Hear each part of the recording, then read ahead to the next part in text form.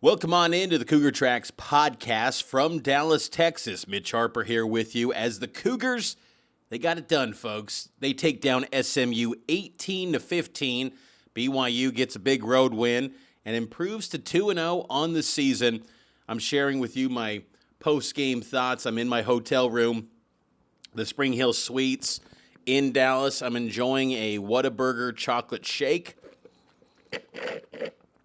And times are good for BYU as the Cougars get a solid win. I don't know if it'll be good by season's end, but in this moment, in this time, it's a lot better to have learning lessons with a win rather than a loss. By no stretch was this game perfect for BYU, clearly. I'm not going to give you this blue-goggled take on the game that BYU was brilliant and they're positioned to be a Big 12 title contender. No, you saw some of the flaws of this BYU team, particularly on the offensive side, and kind of the wide range of emotions and the roller coaster ride that Jake Retzloff can be at quarterback. We'll get to him in a little bit, but BYU comes away with a victory 18-15. I think the defense was the star of the night for the Cougars. They held SMU to 261 total yards, 144 through the air, 117 on the ground. They end SMU's 9-game home win streak. SMU still has not defeated a Power 4 team in Dallas at home since 2010 against Washington State. Rhett Lashley remains winless against Power 4 competition. And BYU's defense was all over the place, and they were put in some terrible spots. SMU had 4 drives in the game that started in BYU territory, yet despite all the adversity, they didn't give up a touchdown. So props to Jay Hill. Jay Hill was there. He was in the press box. Saw him getting off the team bus. He was with his wife, Sarah, and he was with Sarah all during pregame warmup. She was right by his side. And he was in the press box again this evening, but he called the game, and BYU's defense shined. You know, I've said all offseason that BYU had the potential to be, 4th, 5th, maybe 6th best defense in the Big 12. On the high end, 4th. Tonight, you saw glimpses of what their potential is. And you got great performances from Harrison Taggart, Isaiah Glasker, Jack Kelly. That linebacking unit, even after losing Ben Bywater, I always stayed consistent. This was going to be a really good group. It's deep, it's loaded, and you saw that talent on display. Between the 3 starters, Taggart goes for 8 tackles, Glasker goes for 6, Jack Kelly goes for 5. Glasker and Kelly each had a sack. Between the 3 of them, they combined for 3 tackles for loss, 3 quarterback hurries by Jack Kelly, 2 quarterback hurries by Taggart, a forced fumble by Taggart. This defense was excellent on Friday night. And Mark Collins, he gets a clutch interception. BYU's defense is good. And what's interesting, too, is, Tyler Batty, I thought he had a pretty solid game, too. 5 tackles, 2 solo, 1 breakup. He leveled Kevin Jennings on a hit. It was an insane hit. It was one that you could hear in the press box, and that press box was probably the quietest press box I've ever been in, where I just didn't have any pulse of outside the press box. I can't describe it unless you kind of experience it yourself. It's hard to describe, but I had no sense of like the atmosphere outside the press box. It was strange. But that moment you could hear the hit, and it was a thunderous hit. And, Batty, I can't wait to talk to him next week, because every week, of course, he comes on this show on Cougar Tracks. I'm curious to hear from him what happened to his ear in the third quarter. If you go back and watch the game, at the beginning of the third quarter, the spot where BYU's defense held SMU, I believe it was, let's see, I'm just looking at my notes. SMU had a 4th and 1 from the BYU 13. SMU goes for it. Tyler Batty was not in on that play because his left side of his ear or face was bleeding. And that drive, you're thinking, it's Logan Latui and Zay Banya. Fine, they're okay, but they're no Tyler Batty. And you're thinking, this is probably the spot where SMU takes advantage because on that 4th down, they ran to the side without Batty. Latui was in there in place of him. And still, the BYU defense, without Batty on that drive, forced him to a field goal. I thought it was kind of an underrated storyline. Even Kalani pointed out he didn't know about Batty's ear until after the game. And I was looking at that in the press box. I'm thinking, that is critical. They got to get him back on the field. But his ear was bleeding, and you saw that blood when he had that big hit on Jennings. It was like dried blood. It was all over his uniform. And BYU's defense just stepped up in a big way. Crew Wakely, I thought, had a good game, 5 tackles. Blake Mangelson was excellent in the first half. And BYU just completely shut down Preston Stone. Just shut him down. And I knew coming into this game, I just kind of feared the idea of Kevin Jennings taking over. It just felt like it was going to happen. I wasn't impressed with Preston Stone in week 0 against Nevada. I thought Kevin Jennings was playing better in that game, but Rhett Lashley's consistently stayed with Preston Stone. Well, in this game, Kevin Jennings was clearly the better quarterback. Now, you did see why there's maybe trepidation from SMU to just go with Kevin Jennings as the full-time guy, because that 4th quarter, it was a 4th and 10, he threw to no one. I mean, that wasn't some brilliant defensive, play by BYU. Kevin Jennings just threw to no one on 4th down. It's like, dude, you got to give it to someone to go make a play. But he was giving SMU a spark. Had they rolled with Preston Stone, BYU would have pitched a shutout. They were dominating Preston Stone. Stone finished 2 of 4, 4 passing yards, rushing, 4 rushes, -25. He only had 3 drives in the game. After drive number 5, it was all Kevin Jennings, and rightfully so. Passing the football, Jennings kind of struggled. 15 of 32, 140 yards, and an interception by Mark Collins. But he added a dimension on the ground that early on you thought, backup quarterback dramas once again for BYU. It's going to bite him in the butt again. That didn't happen. So you can't put Kevin Jennings now with the Cody Vazes of the world, the Jeff Ballards of the world. You can't do that. BYU stepped up and got it done against a backup QB. Now, granted, BYU prepared for both because it was well documented. SMU was playing both quarterbacks leading up to this game, but credit to Jay Hill and BYU's defense for being dialed in and honestly having a report on both guys. Mark Collins and Isaiah Glasker noted in the postgame that they knew the tendencies of both QBs and that Jennings was going to run more. And, it was a big talking point coming into this game about stopping the quarterback run game. BYU did a nice job, held Jennings to only 38 yards on the ground. Last week they gave up 121 to DJ Williams. Well done, again, by the BYU defense. By all accounts, it was a really impressive performance, and I feel that it's something that has carryover. SMU is not a lights-out offense. It was one of the more puzzling Vegas lines that I've ever seen covering BYU when they opened up as a 11 or 12-point favorite. I was just kind of floored by that because in the preseason, sure, but after that Nevada game, that altered everything you thought you knew about SMU. That went out the window. They told you kind of who they were in Reno. And so for them to be a sizable double-digit favorite, it was insane to me. I knew this would be a close game. Did I know BYU would win? I picked them at week's end, but still, it was a 50-50 game. And that's kind of what it ended up being as BYU wins 18-15. Now, the defense played great.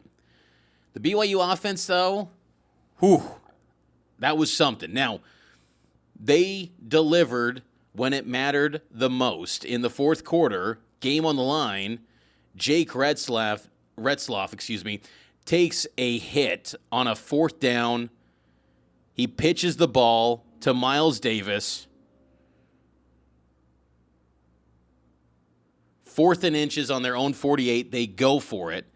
Kalani said that it felt good. There wasn't much thought to it. They trusted the offense, and they wanted to go for it.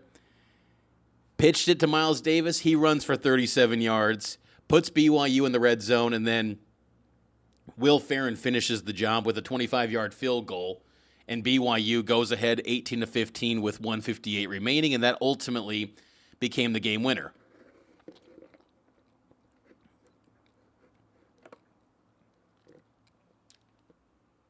I'm a bit worried about the offense coming out of that game. Miles Davis and Enoch Nawahine stepped up in relief of an injured LJ Martin and an injured Hinckley Ropati. BYU finished the night with 134 rushing yards, 202 passing yards, for a total of 336. This game, though, changed when LJ Martin went out. I think BYU would have won by double figures had LJ Martin stayed healthy. He goes out late in the first quarter. That altered the game. And BYU was completely stalled. I think it was 3 drives. They go 3 and out consecutive after LJ Martin left the game. And what's crazy, too, in my head, moments before LJ Martin went out, I'm thinking, it's happening. LJ Martin is becoming the clear-cut bell cow running back for BYU, where he's going to probably get 18 to 22 carries in this game, maybe 20, and he's going to just put this thing on his back. Last week it was Ropati as the starter, but still, it was more a feeling out process for LJ Martin. Martin's going to be the guy. And then moments later, he gets banged up. And then it's at night's end, he's leaving the game on crutches. Kalani said that he thinks he's going to be okay, but still, this is going to be something to monitor with LJ Martin going forward. Whenever a guy leaves on crutches, that's not ideal. And I've covered BYU football long enough. There have been guys that have left games on crutches, and the following week they play. But it's always noteworthy, too, when that night the injury happens and you're leaving on crutches because even the adrenaline can't carry you. What's it going to look like tomorrow when the adrenaline simmers down and you're just kind of relaxing a little bit, studying the film? How's it going to feel then? And it's just unfortunate because BYU, it was the big question I had coming into this season about BYU that no one was really talking about was the lack of a transfer portal running back. And you have to dig into your depth now, and suddenly, yeah, you can win at Wyoming with Miles Davis or Enoch Nawahine. You can, but it's still not ideal. And it was a kind of a risky deal because we even saw last year when LJ Martin had a rolled ankle against Texas. He was banged up that last month of the season, and the ground attack the whole year was struggling, but that hurt them significantly. Hopefully, for BYU's sake, the Cougars get LJ Martin back to full strength in a hurry because he is vital to this offense. Because the passing game, it was a roller coaster. Retzlaff in the first quarter, first half, he looked great. Even though he had the fumble, you're like, okay, he's getting a little aggressive, a little greedy, but passing the football, he's thriving. He was looking good. I mean, that second drive of the game, BYU moves down the field, it's 7-0. You're thinking, oh my goodness, BYU is a legit offensive attack. And they still could be. There was a throw on 3rd and 5 where Retzlaff threw a laser to Keelan Marion. It looked, initially it was ruled a incomplete pass, but then it got reversed. It was a great ball, though. That's why I bring it up. That was a throw that highlights Retzlaff's improvement as a passer. But some of the decision-making was also disastrous to where it reminded you of why BYU had the losses they did a season ago with him. And there was a moment in the third quarter where you're thinking, is it Gary Bohannon time? And I think that had to be a legit conversation for BYU because Retzlaff was struggling. The interception that he had to Kobe Wilson in the third quarter to start the quarter, that was probably a moment where you could have said, Bohannon, start warming up. But they didn't. And he never warmed up once. He just stayed on the sideline observing the game. And you knew at that point that Retzlaff was just going to be the guy throughout because that was, if you were going to put him in, it was in that moment. The one at the line of scrimmage where Retzlaff threw it to Keanu Hill, or intended it for Keanu Hill, and it got picked off by the defensive lineman for SMU, it was just too late in the game. I mean, yeah, Bohannon's a gamer. I'm sure he could have rose to the occasion, but man, that would have been a tough spot to just insert him in. But, Retzlaff, it reminded you again that, yes, he had a 348-yard performance against an FCS team. He's still got a long way to go. And he's got to get better. He has got to get better as a passer. And, he acknowledged that he's got to improve. And this BYU team offensively has to get better as well. But you did see signs of some of the playmaking ability. I like the target early to Reiner Swanson. Wanted to see more from him. Darius Laster, 2 catches, 62 yards, a long of 57, which was one of those catches he said it was probably in the top 5 of his top plays in his college career. Mata'ava Ta'ase, man, he's become a weapon, a far bigger weapon than I ever envisioned. I'll admit, coming into the season, I thought Ta'ase's, a blocker at best. Maybe he gets a few targets. He's a real threat. He's emerged now as a factor at that tight end unit. Chase Roberts, 2 catches, 26 yards, 5 targets. Keelan Marion, 22 receiving yards, 3 targets. Going forward, BYU's got to shore things up with the running game. They got to figure out some answers. And if it has to be Miles Davis and Nawahine, you also have to get Pokayawa Honga ready as well. And they've already had to dig into their depth, which is a shame because both LJ Martin and Hinckley Rapati have dealt with their share of injuries. But Martin especially, he is the key for BYU to be a good football team this year. And Retzlaff's got to improve his play as well. Looking over the stats from the game, BYU had 16 first downs to SMU's 18. BYU had 5 penalties, SMU 7. Third downs, BYU was 2 of 13 on third down. Not good, but SMU wasn't much better, 3 of 16. Fourth downs, BYU, solid, 2 of 3, SMU 2 of 4. Pretty even on the time of possession, too. BYU, 30 minutes, 53 seconds. SMU, 29 minutes, 7 seconds, time of possession. Average yards per play in this game, 5.3 for BYU, 3.6 for SMU. That just highlights there were not many explosive plays in this game. It was not a beautiful game by any stretch. It was gritty, as Jake Retzlaff pointed out in the postgame, but they got it done, and they found a way. 13.3 yards per completion, so there was still some big plays through the air for BYU at times, but kind of a wacky Friday Night Lights game in Texas, and BYU escapes with the victory. They improved to 2-0. Next up, they will take on the Wyoming Cowboys in Laramie. So the non-conference schedule concludes next week with an undefeated BYU team at 2-0. And just kind of closing up, I got to get to bed here because I'll be back in Salt Lake in the morning. I'll be live on Cougar Sports Saturday from noon to 3 on KSL News Radio. I hope all of you listen to that for more in-depth breakdown of this matchup and this win for BYU. But BYU found a way to win. and they were resilient, and they faced adversity and bounced back, and they won in a different way than this group has won in a few years. Like, BYU's been known to pull off games in low-scoring fashion. I called it this week that this was going to be a low-scoring game. Go listen to my interview with JJ and Alex and some other places. I just felt like this was going to have the makings to be a rock fight. And I know on paper it was like the high-powered 52-point-per-game SMU squad, 9-game home winning streak. BYU tore it up, 41 points. Like, I've watched BYU enough over the years.